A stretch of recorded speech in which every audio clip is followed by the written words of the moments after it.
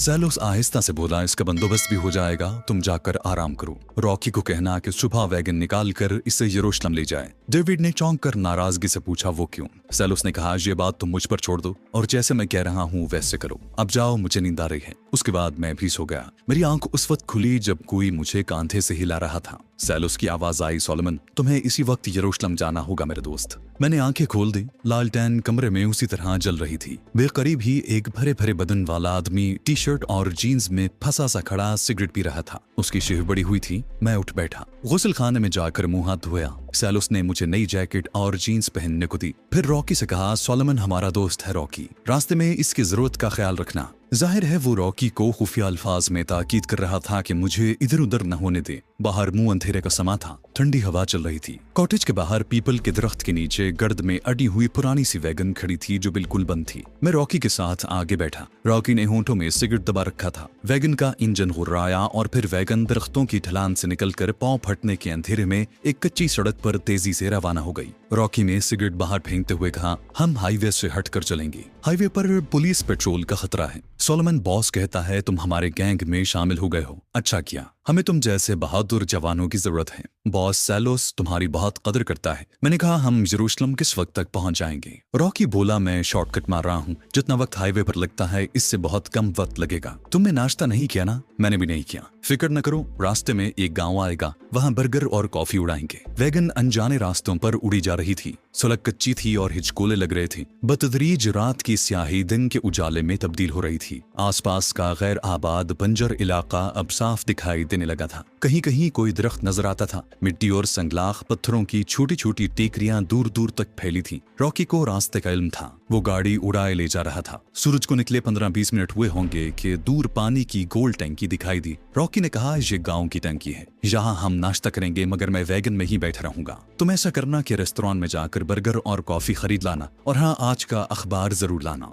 उसमें कल के डाके की पूरी खबर छपी होगी। मैं उसे पढ़ना चाहता हूँ। अखबार के नाम से मेरे बदन में चूंटियां सी रेंगने लगी। यकीनन आज के अखबार में मेरे फरार की खबर भी छपी होगी। हो सकता है साथ मेरा फोटो भी दे दिया गया हो। ऐसी सूरत में रॉकी मुझे जिंदा नहीं छोड़ेगा। वो डाकू और गुंडा सही, मगर एक पक्का यहूदी है, और वो अपने मुल्क के खिलाफ जासूसी करने वाले को कभी नहीं छोड़ेगा। पुलिस को वो खबर करने की पोजीशन में नहीं है। उसके पास अपने वतन के इज़्ज़तदार को कैफरे किरदार तक पहुंचाने का एक ही रास्ता है कि वो मुझे गोली मार दे। अगर मेरी गिरफ्तारी के लिए इनाम मुकर्रर हुआ होगा तो फिर भी वो मुझे दबोच लेगा और यहीं से वापस अपने बॉस सैलोस के पास ले जाएगा। मैं यही सोच रहा था और वैगन एक गैर आबाद से गांव में दाखिल हो गई। चंद एक कॉटेज बने थे। दाएं जाने फलों का फार्म था। एक लंबी बैरक थी। गांव की एक कच्ची सड़क थी जिसके किनारे मोटल का बोर्ड लगा था। रॉकी ने वैगन उस मोटल के बिल्कुल सामने मगर झाड़ियों की ओट में खड़ी कर दी और मुझे $5 का नोट देकर कहा, वो देखो सामने फुटपाथ पर न्यूज़पेपर स्टैंड में आज के ताजा अखबार लगे हैं। पहले सिक्का डालकर अखबार निकालना, फिर मोटेल के रेस्टोरेंट में जाकर 4-6 बर्गर और कॉफी के 2 ग्लास ले आना। जाओ, देर मत करो। हो सकता है उन लोगों को भी शहर वाले डाके की खबर फोन पर मिल गई हो। मैं $5 का नोट थामे वैगन से उतरकर मोटेल वाले रेस्टोरेंट की तरफ बढ़ा। दिन की रोशनी चारों तरफ फैली हुई थी। फुटपाथ पर न्यूज़पेपर स्टैंड में अखबार लगे थे। जो ही मेरी नजर अखबार पर पड़ी, मेरी रूह कांप उठी। अखबार के पहले ही सफे पर एक चौखटे में मेरी तस्वीर के साथ मेरी फरार की खबर छपी थी और साथ इनाम का भी ऐलान किया गया था। मैंने उसी लम्हे सोच लिया कि मुझे क्या करना होगा। सिक्का डालकर अखबार स्टैंड के शीशे के केस में से निकालकर बगल में दबाया। पीछे मुड़कर देखा, रॉकी वैगन की अगली सीट की खिड़की से मुझे देख रहा था। उसने हाथ के इशारे से मुझे जल्दी करने को कहा। मैं रेस्टोरेंट की तरफ बढ़ा। अब मुझे अपनी पड़ गई थी। अखबार में खबर के साथ मेरी तस्वीर का आ जाना कोई मामूली बात नहीं थी। मैं किसी भी वक्त किसी भी जगह पकड़ा जा सकता था। फिर इनाम का लालच भी था। यह हो नहीं सकता था कि मैं अखबार लिए बगैर रॉकी के पास जाऊं। मोटेल के रेस्टोरेंट में खुशकिस्मती से उस वक्त सिवाय एक बूढ़े देहाती के और कोई नहीं था, जो कोने वाली खिड़की के पास बैठा कॉफी के साथ बर्गर खा रहा था। वो अपने ध्यान में था। वैसे भी इन मुल्कों में कोई किसी की तरफ खामखा नहीं देखता। हर कोई अपने काम से गरज रखता है। रॉकी से छुटकारा हासिल करने की एक तरकीब मेरे जहन में आ गई थी। जो सूरत हाल थी उसमें यही तरकीब काम आ सकती थी। काउंटर पर एक मौम्मर औरत कॉफी की मशीन को कपड़े से साफ कर रही थी। कोने में बाथरूम था। मैं उसमें घुस गया। अखबार को फाड़ कर ट्रैश में फेंका। मेरा दिल धड़क रहा था। बाथरूम से बाहर जाने का दूसरा दरवाजा कोई नहीं था। मुझे दूसरे दरवाजे की तलाश थी। जल्दी से बाहर निकल आया। काउंटर वाली औरत ने शायद अभी ताज़ा अखबार नहीं पढ़ा था। मैंने उससे कॉफी का एक गिलास लिया, $5 दिए, बाकी रेज़गारी जेब में डाली और जायजा लिया कि कहीं वो मुझे घूर कर तो नहीं देख रही। उसने मुझे देखा था मगर फिर वो अपने काम में लग गई थी। इसका मतलब था कि उसने ताज़ा अखबार नहीं देखा। मुझे बेचैनी लगी थी मगर ऊपर से बेहद इत्मीनान के साथ काउंटर के करीब ही कुर्सी पर बैठकर कॉफी पीने लगा। अचानक कोने वाला पर्दा हटा और एक उधेड़ उम्र का आदमी सर पर लंबा हेड जमाए हाथ में एक तरबूज उठाए दाखिल हुआ। बोला, डोरियाना, देखो कितना बड़ा तरबूज खेत से तोड़ा है। इसका मतलब था कि इस दरवाजे के पीछे खेत था। उधेड़ उम्र आदमी काउंटर पर तरबूज रखकर औरत से बातें करने में मसरूफ हो गया। ये सुनहरी मौका था। मैं कॉफी का ग्लास वहीं छोड़कर उठा और बाथरूम में जाने के बहाने पर्दा उठाकर दूसरी तरफ निकल गया। उधर वाकई एक छोटा सा खेत था जिसमें सब्ज रंग के बड़े बड़े तरबूज बेलों में पड़े थे। मैं लपक कर रेस्टोरेंट के कोने में पीछे की तरफ आ गया। जहां से मुझे रॉकी की वैगन झाड़ियों के पीछे खड़ी नजर आई। रॉकी का बाजू खिड़की से बाहर था और वो परेशानी के आलम में अपनी उंगलियां खिड़की पर बजा रहा था। उसने 2-3 बार सर निकालकर मोटेल की तरफ देखा। वो परेशान था कि मैं अंदर जाकर कहाँ गायब हो गया हूँ। मैंने जायजा लिया था कि वहाँ कोई गाड़ी या ट्रक वगैरह नहीं था। फिर रॉकी ने हल्का सा हॉर्न दिया। मैं चुपचाप रेस्टोरेंट के कोने वाली लकड़ी की दीवार के साथ लगा उसे तकता रहा। रॉकी ने दोबारा हॉर्न दिया। जब मैं फिर भी बाहर ना निकला तो वो गुस्से में वैगन का दरवाजा खोलकर बाहर निकला और इधर उधर देखता अपने कॉलर चढ़ाए लंबे लंबे डग उठाए रेस्टोरेंट में दाखिल हो गया। मैं इसी मौके के इंतजार में था। दौड़कर अब वैगन के अकब में आया। दूसरी जानिब से वैगन का दरवाजा खोलकर अंदर घुसा। ड्राइविंग सीट पर बैठते ही इंजन स्टार्ट किया और पहले गियर में डालकर पूरी रफ्तार से वैगन को खींचकर वहां से ले उड़ा। पीछे रॉकी पर क्या गुजरी होगी इसका अंदाजा आप बखूबी लगा सकते हैं, मगर मैंने पलट कर भी न देखा और वैगन को तेज रफ्तारी से चलाता कच्ची सड़क पर कहीं से कहीं निकल गया। मुझे रास्तों का इल्म नहीं था मगर रॉकी की ज़बानी इतना इल्म हो चुका था कि ये कच्ची सड़क हाईवे के पहलू में होती मुख्तलिफ गांव से गुजरती यरूशलेम तक चली जाती है। वैगन में जाहिर है तेल का जखीरा इतना जरूर था कि मैं यरूशलेम तक पहुंच जाता। मैं कच्चे रास्ते पर अंधाधुंध गर्द उड़ाता वैगन उड़ाए ले जा रहा था। मुझे मालूम था कि पीछे गाँव में कोई ऐसी गाड़ी वगैरह नहीं है जिसको लेकर रॉकी मेरा पीछा करे और वो सैलोस को फोन भी नहीं कर सकता था क्योंकि रेस्टोरेंट में फोन था लेकिन सैलोस के बोसीदा कॉटेज में फोन नहीं था। इसके बावजूद रॉकी एक अय्यार मुजरिम था। वो कुछ भी कर सकता था। इसलिए मैंने एक लम्हे के लिए भी रफ्तार मध्यम न की। उस वक्त कच्चे रास्ते पर वैगन 60 किलोमीटर की रफ्तार से भाग रही थी और खूब खड़खड़ा रही थी।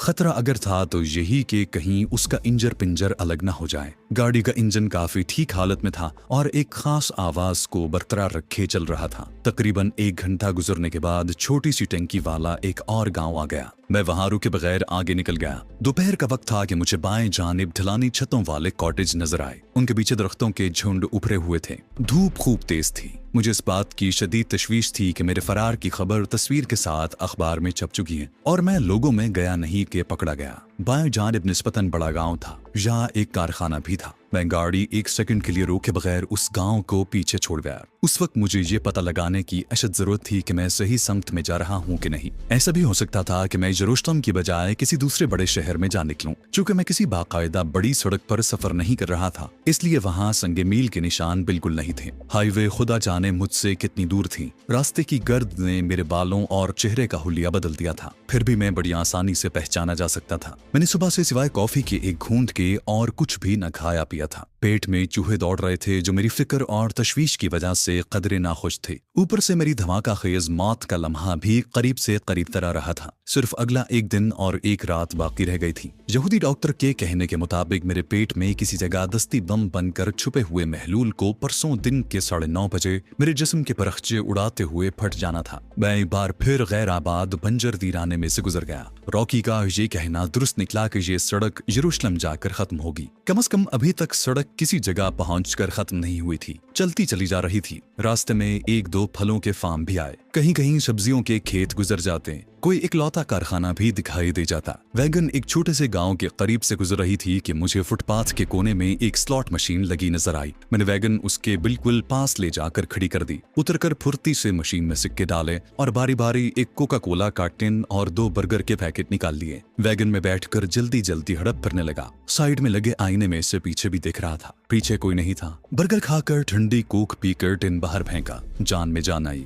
एक बार फिर वैगन उड़ाता हुआ हवा से बातें करने लगा। दिन डूब गया था। सूरज अपने पीछे अंधेरे की स्याह चादर फैलाकर गुरूब हो गया। मैं अभी तक सफर कर रहा था। एक मकाम पर पहुंचकर मुझे अपनी दाहिनी जानिब खंभों पर लगी मरकरी लाइटें नजर आने लगी। यकीनन ये हाईवे की बत्तियां थीं। मैं ये महसूस करके घबरा सा गया कि जिस सड़क पर मैं सफर कर रहा था उसका रुख भी अब हाईवे की तरफ हो रहा था। इसका मतलब था कि ये कच्ची सड़क अब हाईवे में जाकर मदगम होने वाली थी और हाईवे पर मेरे लिए खतरा ही खतरा था। तमाम एक तसल्ली जरूर थी कि वक्त दिन का नहीं था, रात का था और मुझे वैगन में बैठे आसानी से नहीं देखा जा सकता था। आखिर वही हुआ। सड़क इधर उधर से घूमती हुई हाईवे पर जा निकली और मैं हाईवे के एक गेट में से निकलकर पहली लेन में आ गया। हाईवे पर 2 लेन एक तरफ और 2 लेन्स पीछे की तरफ जा रही थी। हाईवे पर ज्यादा ट्रैफिक नहीं थी। मैं बड़ी आसानी से वैगन को दूसरी लेन में ले आया। अब मेरा रुख जुनूब मशरिक की तरफ था। मैं बेताबी से किसी संगे मील के इंतजार में था ताकि मुझे पता चल सके कि मैं यरूशलेम से कितनी दूर हूँ। कभी कभी कोई तेज रफ्तार जदीद मॉडल की कार मेरी साथ वाली लेन से आगे निकल जाती।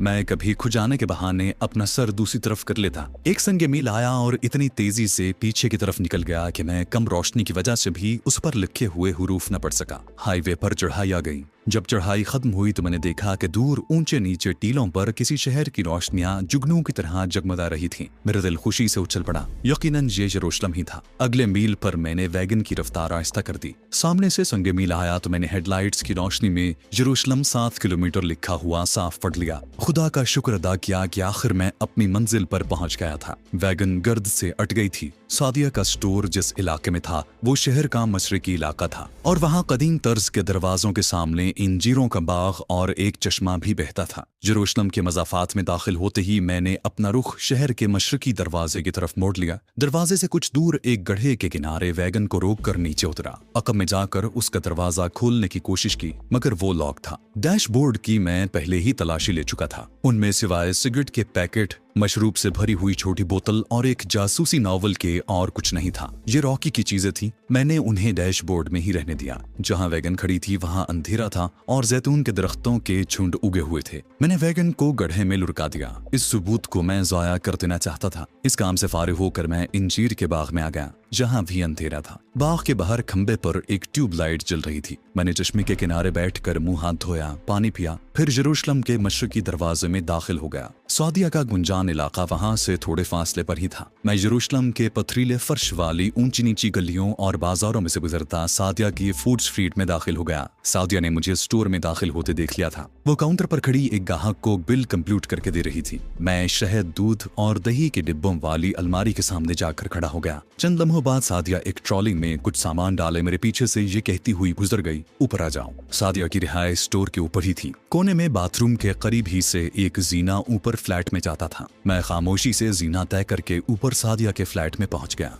फ्लैट खाली था। बिस्तर सलीके से बिछा था मगर कालीन पर ताश के कुछ पत्ते बिखरे हुए थे। मेज पर मशरूब के खाली तिन बड़े थे। कॉर्नर टेबल पर रखा टीवी खामोश था। उसके ऊपर दीवार पर इसराइलियों का मजहबी निशान यानी 6 कोनों वाला सितारा लटक रहा था। दीवार से लगा बल्ब रोशन था। गली की तरफ खिड़की पर पर्दा गिरा हुआ था। मैं सोफे पर बैठ गया और एक फैशन मैगजीन उठाकर उसकी वर्क दरदानी करने लगा। अचानक टेलीफोन की घंटी बजने लगी। मैं अपनी जगह से बिल्कुल न हिला। घंटी 3-4 बार बजने के बाद अपने आप बंद हो गई। फ्लैट का दरवाजा खुला और सादिया ये कहती हुई अंदर दाखिल हुई, तुम्हारे पीछे तो नहीं कोई? मैंने रिसाला रखते हुए कहा, जिन हालात में मैं फरार हुआ हूँ मेरे पीछे किसी के लगने का सवाल ही पैदा नहीं होता। सादिया मेरे सामने सोफे पर बैठ गई और बोली, मैंने अखबार में तुम्हारे फरार की खबर और तुम्हारी तस्वीर देख ली है। मैंने वो अखबार जला डाला था। तुम्हें फौरन किसी महफूज जगह पहुंचकर कुछ देर के लिए छुपे रहना होगा। मैंने सादिया की तरफ देखते हुए आहिस्ता से कहा, मेरी मौत में सिर्फ 1 दिन और 1 रात बाकी रह गई है। सादिया हक्का बक्का सी होकर मेरा मुंह तक में लगी। क्या मतलब है तुम्हारा? मैंने अपने पेट पर उंगली रखी और कहा, इस वक्त मेरे पेट में एक टाइम बम है जो परसों सुबह 9:30 बजे अपने आप फट जाएगा और मेरे पुर्जे उड़ जाएंगे। सादिया उठकर मेरे पास आ गई। ये तुम क्या कह रहे हो? किसने रख दिया तुम्हारे अंदर टाइम बम? ये कैसे मुमकिन है? मैंने सादिया को शुरू से आखिर तक सारी कहानी सुना दी। उसका रंग उड़ गया। परेशानी के आलम में उठकर टहलने लगी। जल्दी से टेलीफोन की तरफ बढ़ी, फिर फौरन ही रुक गई और अपने आप से कहने लगी, नहीं, मुझे उसे नहीं बताना चाहिए। ये बात उसे मालूम नहीं होनी चाहिए। मैंने कहा, मेडिकल चेकअप से कुछ नहीं होगा। सादिया, मुझे उस खबीज यहूदी डॉक्टर ने साफ बता दिया था कि दुनिया का कोई डॉक्टर मेरे पेट में किसी खुफिया जगह छुपे हुए धमाका खेज मादे की निशानदही नहीं कर सकेगा, लेकिन ये मुकर्रा वक्त पर जरूर फट पड़ेगा। मैंने अपनी आंखों से एक बदनसीब के पेट में ये मवाद फटते देखा है। उसके जिस्म के पुर्जे उड़ गए थे, हालांकि उसके पेट में बहुत कम बहलूल डाला गया था। शादिया ने अपना सर पकड़ लिया, फिर घबरा कर बोली, लेकिन हम हाथ पर हाथ रख कर नहीं बैठ सकते। इस धमाका खेज मवाद को तुम्हारे जिस्म में बेअसर करना होगा, तुम्हें हर हालत में बचाना होगा। मैंने कहा, यहाँ हमारा ऐसा कोई भी हमराज नहीं है जो इतनी सलाहियत रखता हो कि मेरे अंदर गर्दिश करते धमाका खेज मवाद का तोड़ करे।